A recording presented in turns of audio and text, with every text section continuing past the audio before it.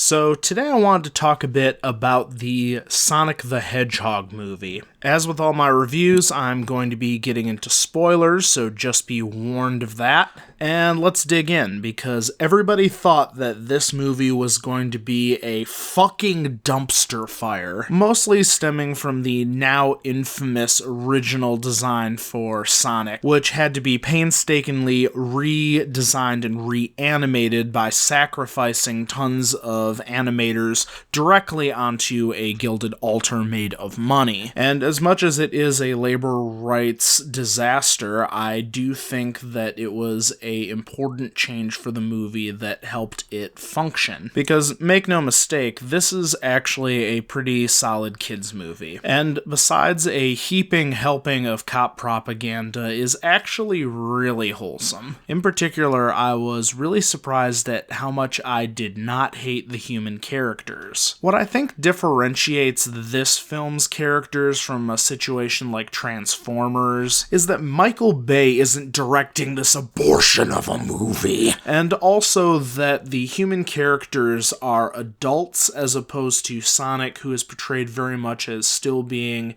a kid or at least an adolescent, because these characters are not there to be the audience voyeur. Like, this is a kids movie, the kids are here to identify with Sonic, which again is one of the reasons why the redesign is so important. If he looks approachable and cuddly, it's easier for kids to sympathize and relate to Sonic, who is behaving like a superpowered kid. Meanwhile, there is Jim Carrey. From the trailers, it looked like his depiction of Dr. Eggman was going to be uncomfortably reminiscent of Ace Ventura. And I'm not going to say that this role didn't recall the buffoonery of his early career, but I do think he gave us a range with this performance. Now, that range is occupying the 6 to 11 out of 10 on the crazy spectrum,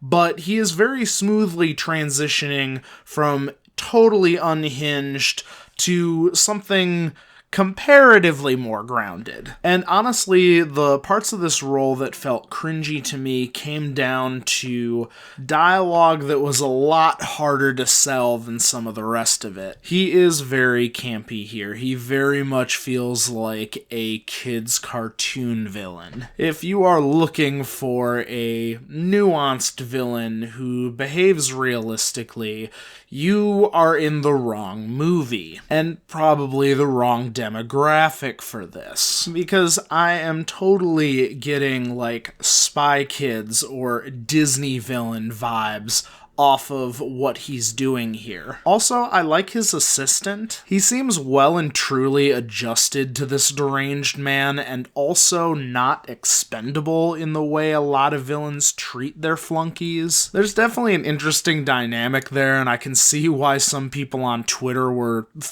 shipping these two so hard. And I like it when villains have a Mr. Smee to kinda help them take care of their shit, who's not just cannon fodder for their evil plans. Another pair of characters who had a really good dynamic going were the cop who Sonic ends up going on this cross-country road trip with, and his wife, who is a veterinarian. They've got what seems like a pretty spotless marriage going on here, but they give you just enough little details along the way to sell that there is a deeper history between the two of them. He ends up going to her when Sonic seems to be injured later on in the movie, and she helps revive Sonic and then asks her husband for a moment alone to privately freak out to him now that the immediate danger of Sonic's health has been cleared up. Initially, I thought this was just going to be lampshading how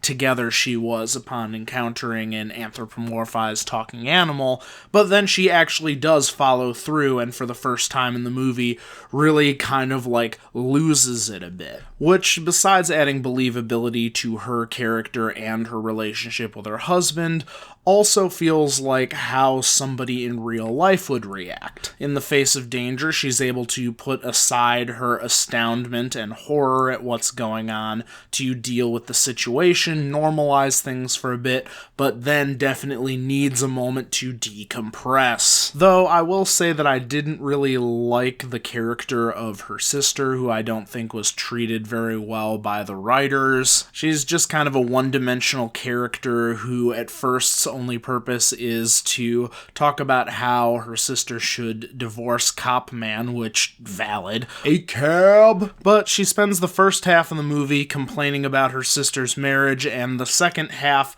tied up and getting abused, which I found kind of annoying, but again, it's a kid's movie, not every character has to be that deep. So, now that I've gone about 5 minutes of saying good things about this movie, let's dig into a couple of the criticisms. The first and most obvious one being the cop propaganda, because, again, this is a kid's movie, and kids don't know shit about systemic racism and oppression. And it's important that he is a small-town cop. Like, they intentionally poke fun that there's not really anything for him to be oppressing, really. Except donuts. He's the donut lord. But generally, his dream to go to San Francisco and be a real cop and prove himself is both toxic and ignorant. And while he does give up on that dream, it's not because he realizes how bad that dream is and how it contributes to societal problems. And while I do like that his wife and her extended family are African Americans, bringing much needed diversity to a movie that's set in rural Montana, I can't help but feel like her blackness is being used to try and deflect racist criticisms of the police. Another lesser criticism I have is the very beginning of the film, which sets up Sonic's backstory before arriving on Earth. He is raised as a small baby hedgehog by a talking magical bird who hides Sonic away on Earth after the two of them begin being hunted by a tribe of echidnas, apparently because Sonic is so fast. Everybody wants him for his fast. And I feel like most of this could have been cut or dealt with in a different way. I think it would have been enough for us to see Sonic going fast on Earth, remaining hidden and explaining himself a little bit in narration, because honestly, he does that anyway after the beginning bit. It was stylistically jarring to go from entirely CG talking animals over to photorealistic Earth as we know it, which leads me to my final criticism of the movie, which was that it wasn't a pile of degenerate pervert shit. Like, you're doing Who Framed Roger Rabbit and or the Alvin and the Chipmunks movie here, and it's not, like, horny and uncomfortable at points. Like the unholy trinity of CGI hell from 2019 was Blue Will Smith, Cats, and fucking Sonic with teeth. And so my expectations were just so high. And they tantalize us with that one scene where he takes his shoes off and we see his moldy holy socks. Show Sonic's feet, you fucking cowards. Also, he is canonically a cryptid in this movie. You know how many people want to fuck Mothman? Do you know how many people want to fuck Mothman?